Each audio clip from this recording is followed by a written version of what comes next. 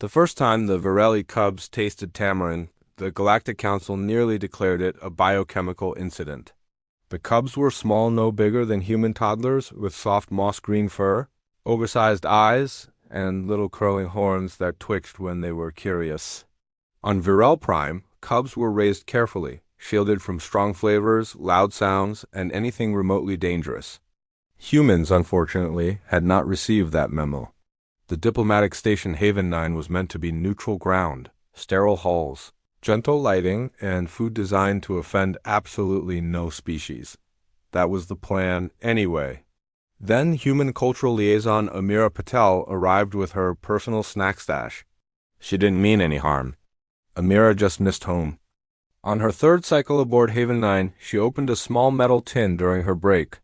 Inside were dark, sticky strips wrapped in paper. The smell sweet, sharp, and tangy spread instantly. Tamarind. Across the common room, 3 Varelli cubs froze. Their noses flared. Their ears perked. Their tails puffed like excited feathers. "What?" whispered cub leader Tick. "Is that?" Before the attending Varelli caretaker could intervene, the cubs toddled across the room with single-minded determination. Amira looked up just in time to see 3 sets of enormous eyes staring at her tin. "Oh, hi there," she said, smiling automatically. Can I help you?" The cubs pointed in unison. "That smell," Tick said reverently. "It sings. That should have been a warning." Amira hesitated. Tamarind was sour, strong. Humans usually grew up with it, but the cubs looked so hopeful. And galactic diplomacy guidelines did say sharing food promotes trust. She tore off the tiniest piece imaginable. "Just a little," she said. "Okay." The cubs nodded furiously. Tick took the bite. For one terrible second, everyone thought it had been a mistake. Then Tick's eyes went wide. His ears vibrated. His tail began wagging so hard he fell over. "It bites!" he gasped joyfully. "And then it hugs." The other cubs squealed. They each demanded a taste. Within moments, the Varelli caretaker was panicking. Amira was apologizing in 3 languages, and the cubs were chanting a new word they'd just learned. Tamarind, tamarind. Medical scans showed no harm. No toxins, no allergic reactions. The cubs were simply obsessed.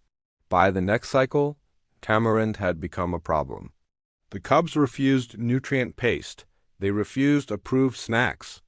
They staged a sit-in near the human quarters, chanting softly and looking unbearably sad.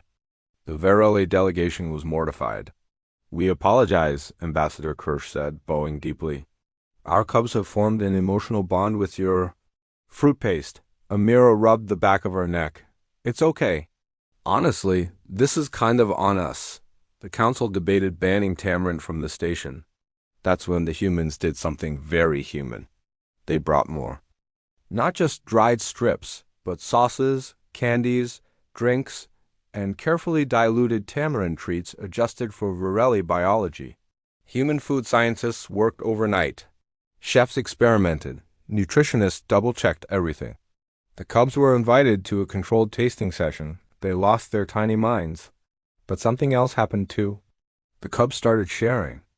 They offered tamarind bites to other younglings carefully, proudly explaining the flavor like seasoned critics. "It surprises you," said Tick seriously, "but it does not hurt you. It teaches you to be brave." That line made it into the council records. Humans didn't just bring food. They brought experience. Over time, the cubs grew more confident, more curious. They tried other new things, human music, textured fabrics, even mild earth spices.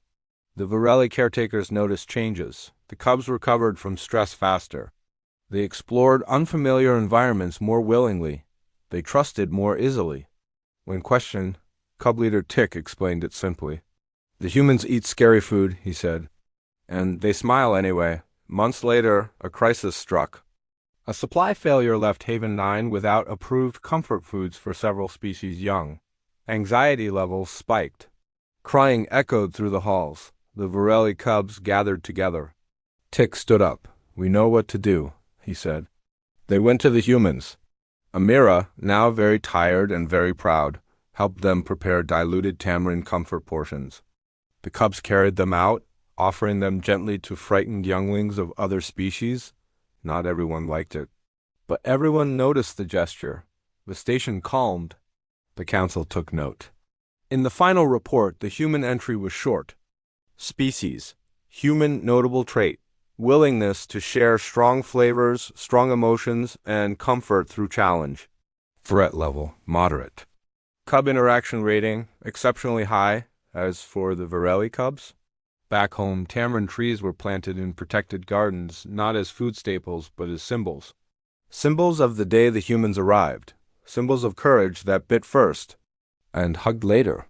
And whenever Tick smelled that sharp, sweet scent on the wind, his tail still wagged. Because humans had taught him something important. Sometimes the strongest kindness tastes a little sour. The tamarind trees on Varel Prime were not supposed to glow, but they did. It began 3 cycles after the first saplings were planted in the cub gardens. The trees had adapted well to Varelli soil thin, silver-barked, their pods dark and curved like sleeping claws. The Varelli scientists were pleased. The human botanists were confused. And the cubs? The cubs were thrilled.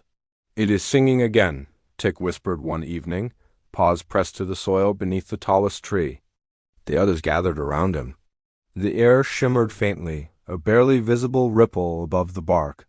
The pods hummed with a soft vibration too low for most adults to hear. But cub ears were sharper. On Haven 9, Ambassador Kirsch received an urgent transmission. Anomalous energy signature detected cub gardens. Humans were called immediately. Amira Patel arrived via shuttle within a day, along with 2 Earth xenobotanists and a portable lab. She expected contamination, cross-pollination, maybe soil microbes reacting strangely. She did not expect the trees to respond to her voice. She stepped into the garden carefully. "Okay," she muttered, scanning her tablet. "Let's see what's going on." The humming deepened. The pods pulsed faintly with amber light. Behind her, Tick's tail wagged nervously. "It knows you. That's not how plants work," one of the scientists whispered. Amira walked closer and gently placed her hand against the bark. The glow intensified. Across the galaxy, a dormant relay beacon flickered online. The forgotten signal unknown to both humans and Varelli, tamarind carried something ancient within its genetic code. Long before humans cultivated it, before it was pressed into candies or stirred into chutneys, tamarind trees had formed symbiotic bonds with specific microbial networks sensitive to electromagnetic fluctuations. On Earth, it meant nothing. On Virel Prime, with its crystalline magnetic core and low-frequency atmospheric harmonics, it meant resonance. The trees weren't just growing, they were transmitting. And something very far away had noticed. The arrival of the alien vessel that entered Virel's system was sleek, faceted, and silent. Designation: Cathari Exploration Collective. Purpose: investigate repeating organic signal matching archived biosignature from extinct civilization sector. The signal, translated roughly, meant, "We are here. We are not afraid." On the surface, the cubs were having a picnic. Amira had insisted that if the trees were acting weird, they might as well supervise in a relaxed setting. So blankets were laid. Tamarind snacks, carefully diluted, were prepared. Human and Varelli researchers sat side by side. That's when the sky fractured with silver light. Adults panicked. Security alarms blared. The cubs looked up with wide eyes. "Ooh," one whispered. The Cathari ship descended like a falling star and stopped mid-air above the garden. A beam of pale blue light touched the tallest tamarind tree. The humming became a song. Amira stepped forward instinctively. "That's probably not safe," one guard started. But Tick grabbed her hand. "It is the answer," he said softly. The Cathari emerged tall, crystalline beings with segmented limbs and glowing internal cores. They moved like refracted light. Weapons were raised. The cubs walked forward instead. Tick held out a small piece of tamarind candy. The Cathari paused. Their leader projected a harmonic tone that translated through station implants. "This signal originates from your species?" Amira blinked. Technically it's from the fruit?" The Cathari's core brightened. This frequency matches the hope beacon of the Cathari, a civilization lost 40,000 cycles ago. Silence fell. The cubs didn't understand the words, but they understood the feeling. The Cathari knelt, an astonishing gesture from beings who had never bowed to another species. The Cathari encoded their final message within botanical life, a declaration to the cosmos: fear will not outlive us. Amira slowly looked at the glowing tamarind pods. "You're telling me," she said carefully, "that my homesickness snack just activated a galactic memorial beacon?" "Affirmative." Tick tugged her sleeve. "It bites," he explained proudly to the towering crystalline alien. "And then it hugs." For a long moment, no one moved. Then something extraordinary happened. The Cathari extended a delicate crystalline tendril and accepted the tamarind piece. Sensors screamed warnings. Diplomats held their breath. The Cathari processed the organic matter. Their internal light flared brilliantly and then stabilized into a warm amber glow matching the trees. Flavor profile: intense, painful, followed by adaptive sweetness. Amira grinned despite everything. "Yeah, that's about right." The pact expands. The Cathari had been searching for the Lethari's final message for millennia. Entire expeditions had failed, and here it was, accidentally revived by human comfort food. The tamarind trees, influenced by Virel Prime's magnetic field and nurtured by cross-species cooperation, had amplified the dormant genetic resonance into a broadcast. A signal not of war, not of dominance, but survival. Within days, a tri-species summit convened beneath the glowing trees. Humans, Virelli, Cathari. At the center of it all sat the cubs, happily chewing supervised portions of diluted tamarind. Ambassador Kirsch addressed the assembly. "It seems," he said slowly, "that what began as a dietary incident has become a historical revelation." The Cathari leader turned toward Amira. "Your species carries relics of courage in everyday rituals." Amira shrugged. "We just share stuff." Tick stood on a blanket, tail high. "It is not just food," he declared. "It is brave food." The translation implant struggled slightly with that, but somehow everyone understood. The sour signal spreads. The tamarind resonance was studied carefully. Controlled, respected. A small grove was designated as a protected interstellar heritage site. Representatives from multiple species came to experience the sour signal. Not all could consume tamarind, but many could stand beneath the trees and feel the low harmonic hum. It felt like standing inside a heartbeat.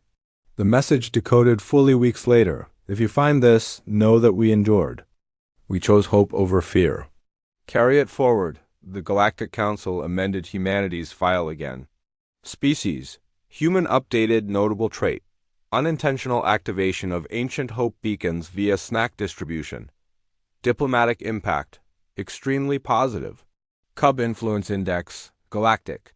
That night, long after the diplomats had left, Tick sat beside Amira under the softly glowing branches. "Did we do something important?" he asked. Amira looked up at the stars, at the Cathari ship now peacefully orbiting overhead. "Yeah," she said gently. "You shared something scary that turned sweet." Tick thought about that. The universe was afraid, he decided. "Maybe," Amira agreed. He leaned against the tree. "It does not have to be." The tamarind pods hummed softly in agreement. And somewhere far across the stars, ancient silence was replaced with something new. A sour signal, a brave flavor. A reminder that sometimes the smallest hands carrying the strangest fruit can wake the galaxy.